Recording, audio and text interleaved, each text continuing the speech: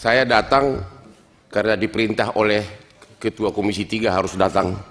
Ya, jadi ini perintah nih, suruh datang.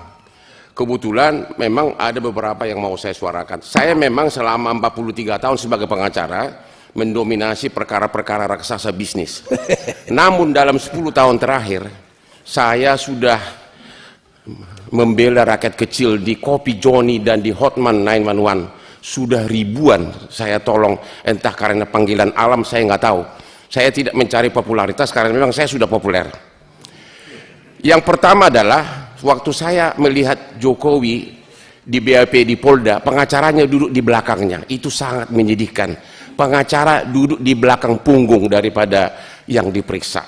Terima kasih kepada Komisi 3 yang telah memberikan hak kepada tersangka ataupun terlapor ataupun saksi untuk didampingi oleh pengacara selama proses pemeriksaan baik penyelidikan maupun penyidikan. Mudah-mudahan itu tidak berubah. Nggak berubah kan Pak? Kalau perintah Pak Hotman nggak berubah, nggak kita rubah. Ya kalau bisa diperinci lebih lanjut karena memang itu sangat menyedihkan. Selama ini kita antar klien ke KPK, kita disuruh diduduk kayak patung di bawah. Pak Jokowi diperiksa, pengacaranya duduk di belakang. Itu sangat tidak ada harga diri pengacara. Yang kedua, Indonesia ini menurut Bank Dunia 194 juta penduduk miskin dari 280 juta. Berarti 194 juta tidak mampu menyewa pengacara. Jadi pra-peradilan itu adalah salah satu kunci utama untuk mengetes apakah KUHP dan dilaksanakan dengan benar. Namun ketentuan mengenai pra-peradilan ini masih terlalu umum. Masih terlalu umum. Hanya sebatas penahanan dan sebagainya. Harusnya ada pasal yang jelas-jelas mengatakan bahwa salah satu alasan pra-peradilan adalah apabila hak tersangka saksi sesuai dengan ketentuan perundang-undangan dilanggar dan pelanggaran KUHP berhak mengajukan pra-peradilan.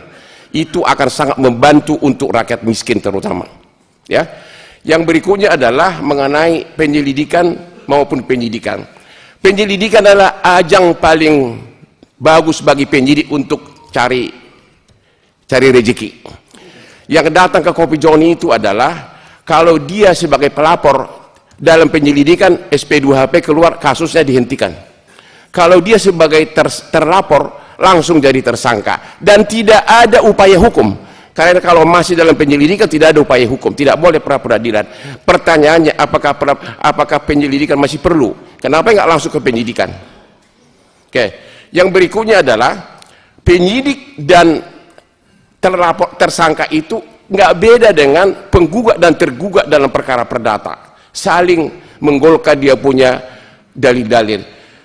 Makanya sebaiknya dalam semua gelar perkara, dalam rekonstruksi, dalam otopsi, semuanya pengacara dikasih hak untuk ikut dengan bantuan profesional.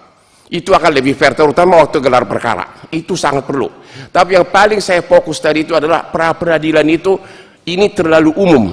Justru inilah kunci daripada ngetes apakah hak daripada warga itu diinjak-injak atau tidak. Yang terakhir, sebenarnya banyak di sini titipan dari para profesor karena sudah ada tertulis. Satu lagi Pak, hampir setiap perkara pidana, terutama yang tersangkanya berduit sampai PK, selalu ada ahli. Akan tetapi di Indonesia ini ahli tidak boleh bicara tentang fakta. Saya sudah mengikuti persidangan begitu banyak di Singapura, di arbitrasi maupun perkara pidana. Justru ahli itulah yang paling tepat memberikan pendapat analisa terhadap fakta. Dia yang tahu menerapkan teorinya terhadap fakta. Soal nanti apakah pendapatnya diakui oleh hakim itu kan haknya hakim. Jadi sekali lagi agar ditambahkan pasal bahwa ahli berhak memberikan komentar. Ini saya sudah alami langsung 10 tahun lalu di Singapura.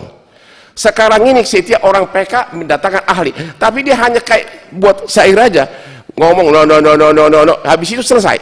Tidak pernah diterapkan teori-teorinya itu terhadap fakta kejadian. Itu akan lebih seru dan akan lebih mendalam mengenai kasusnya. Saya kira hanya itu aja. Tolong saya hanya fokuskan pra-peradilannya itu terlalu umum. Rakyat haknya terinjak-injak. Justru itulah kesempatan untuk menghentikan kasus.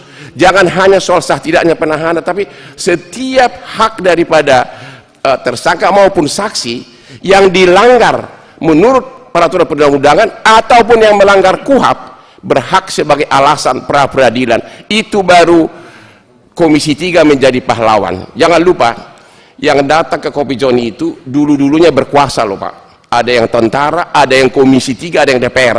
Tapi ada waktunya bapak-bapak itu akhirnya pensiun. Pada saat itulah Anda tidak punya power. Pada saat itulah anak cucu saudara datang ke Kopi Joni mengemis-ngemis keadilan. Jadi kalau kalian bikin sekarang yang lengkap, Anda menjadi pahlawan. Terima kasih.